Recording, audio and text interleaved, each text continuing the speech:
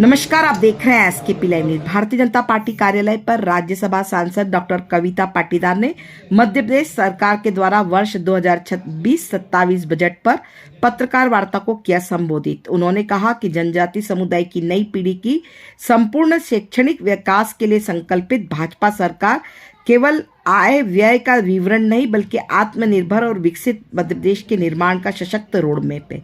मध्य प्रदेश सरकार के द्वारा वित्तीय वर्ष के लिए प्रस्तुत 4.38 लाख करोड़ के बजट पर भारतीय जनता पार्टी के वरिष्ठ नेता राज्यसभा सांसद डॉक्टर कविता पाटीदार ने संबोधित किया। इस दौरान भारतीय जनता पार्टी के जिला अध्यक्ष महंत नीलेश भारती, भारतीय जनता पार्टी के प्रदेश मंत्री जयदीप सिंह पटेल, जिला महामंत्री देवेंद्र सोना ने, भारतीय जनता पार्टी के जिला मीडिया प्रभारी संजय शर्मा, सह मीडिया प्रभारी मनोज कमी विशेष रूप से उपस्थित रहे।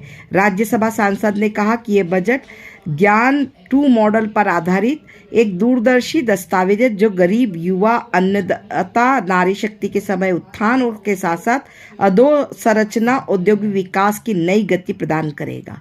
यह आय व्यय का विवरण नहीं है बल्कि आत्मनिर्भर और विकसित मध्य प्रदेश के निर्माण का सशक्त रोड मैप है। देखें खबर एसकेपी लाइव न्यूज पर। कल ये बजट को लेके क्या आप सभी को नमस्कार। मैं धार की इस पवित्र भूमि पर आज बजट के मध्य प्रदेश के बजट के उपलक्ष्य में बात रखने के लिए यहाँ पर उपस्थित हुई हूँ। मेरे साथ हमारे जिलाध्यक्ष आदरणीय नीलेश जी, हमारे प्रदेश के मंत्री आदरणीय जयदीप जी, आदरणीय देवेंद्र जी, आदरणीय संजय जी, मुकेश जी, सभी लोग उपस्थित हैं।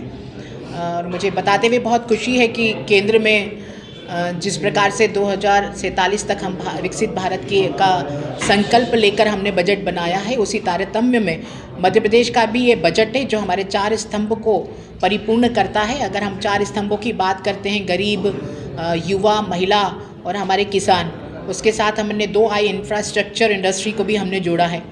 इनके रूप में पूर्ण बजट को ध्यान में रखा गया है, क्योंकि हमारा भारत जब तक पूर्ण रूप से विकसित नहीं हो सकता जब तक उसके अंतर्गत आने वाले प्रदेश उसकी भौगोलिक आवश्यकताओं के अनुसार पूर्ण रूप से विकसित न हो।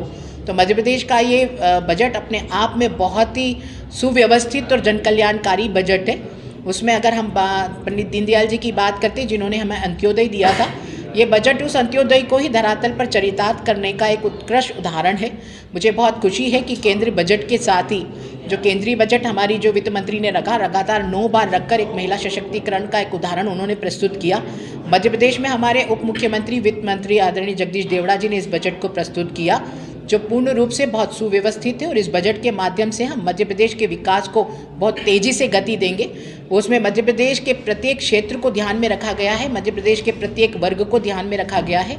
चाहे हम लोग युवा की बात करें, चाहे महिला सशक्तिकरण की बात करें, हम किसान कल्याण की बात करें, अधोसंरचना में सड़क, पानी, बिजली, स्वास्थ्य की बात करें, आवास की बात करें, लाडली बहना की बात करें, लाडली लक्ष्मी की हम बात करें, नल जल की योजना की हम बात करें, प्रधानमंत्री आवास की हम बात करें, सारी चीज़ों के साथ अन्य बहुत सारी योजनाएं, इसमें नई योजनाएं भी और नई सुविधाएं भी इस बजट के माध्यम से हम सबको सौगात में मिली है। और धार तो वैसे भी बहुत भाग्यशाली है। यहाँ तो माननीय प्रधानमंत्री जी ने औद्योगिक पार्क दिया है, PM मित्र पार्क। इसके माध्यम से जो धार है उसके विकास को बहुत ही गति मिलेगी और यहाँ के युवाओं को बहुत रोज़गार मिलेगा।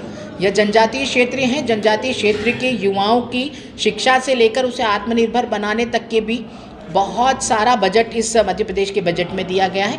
मैं सभी मध्य प्रदेश निवासियों को बहुत बहुत बधाई देती हूँ और माननीय मुख्यमंत्री जी को इस बजट के लिए बहुत बधाई प्रेषित करती हूँ।